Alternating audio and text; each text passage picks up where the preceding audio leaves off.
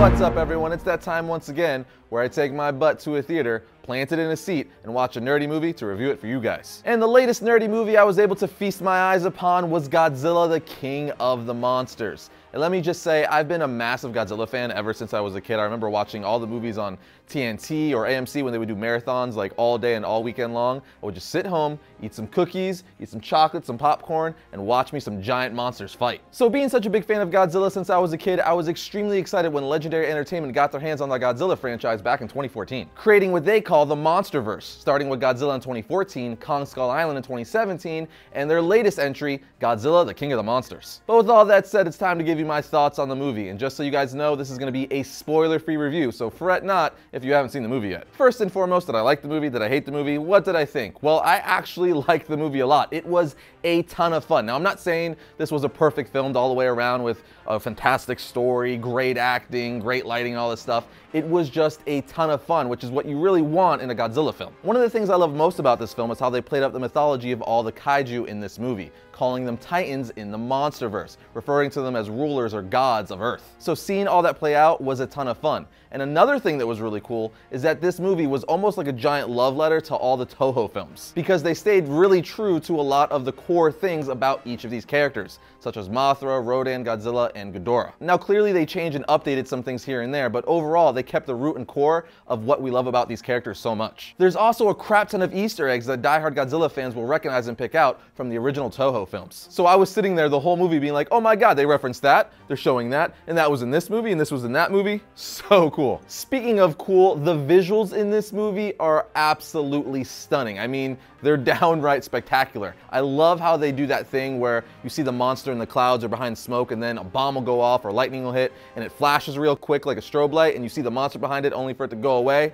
So cool. And of course, I have to talk about the amazing music and themes in this movie. The score was absolutely incredible because they actually used pretty much all the original scores for the characters. So we have the original Godzilla theme just modernized and the original Mothra theme just modernized, which I think for known franchises like this helps so much because they're iconic themes, so why change them? Just update them a little bit. You don't necessarily have to reinvent the wheel all the time. Like, don't get me wrong, the Hans Zimmer Man of Steel score was really good and I love it, but nothing is ever gonna beat the John Williams Superman song. And to prove that, that's why one of the coolest parts in the Justice League movie is when Superman shows up and we hear the John Williams Superman score. Or even when Batman shows up in the movie and we hear the Danny Elfman Batman score in the background. So good. It's just proof that these are timeless, iconic themes that don't really need to be changed. Sure, modernize them and update them, but stick to the OG stuff. And again, they did that with Godzilla and it worked perfectly. I love that Mothra song. I've been like humming it in my head all day long. And the Godzilla song.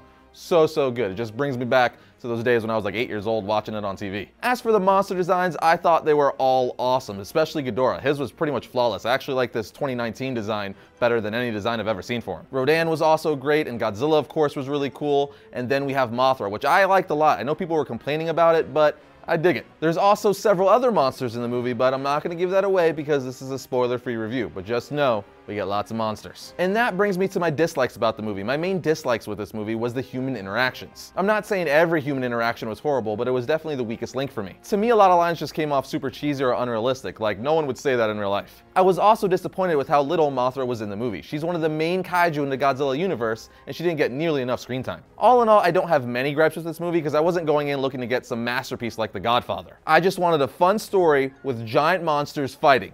And oh, did we get giant monsters fighting. Lots of giant monsters fighting. That's one of the coolest things about this movie. I mean, clearly that's why you're going to go see a Godzilla movie, to see giant monsters tear down cities and beat each other up. And this movie definitely delivers on that. All in all, if you're a big Godzilla fan, I think you're definitely gonna have fun with this movie because it's pretty much just a giant love letter to the Godzilla of old. For me personally, it's actually my new favorite Monsterverse movie from Legendary. And I'll also add there is an end credit scene, so stay to the very end to see a tease for some upcoming stuff. But with all that said, friends, that's gonna bring this episode to a close. Remember, as always, you can follow us on our Twitter, our Instagram, and our Facebook. Links for that is in the description below. But I'll see you guys next time when I talk about all things comics.